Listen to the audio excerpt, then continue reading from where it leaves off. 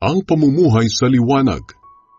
Ito ang mensaheng narinig namin mula kay Hesukristo at ipinapahayag naman namin sa inyo.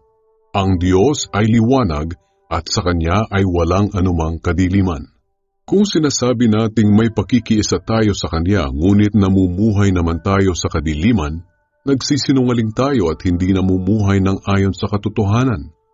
Ngunit kung namumuhay tayo sa liwanag, tulad ng Diyos na nasa liwanag, may pagkakaisa tayo at nililinis tayo ng dugo ni Jesus na Kaniyang anak sa lahat ng kasalanan. Kung sinasabi nating wala tayong kasalanan, dinadaya natin ang ating sarili at wala sa atin ang katotohanan.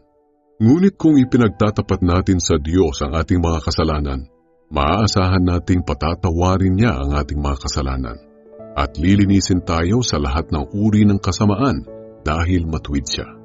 Kung sinasabi nating wala tayong kasalanan, ginagawa nating sinungaling ang Diyos at wala sa atin ang Kanyang salita.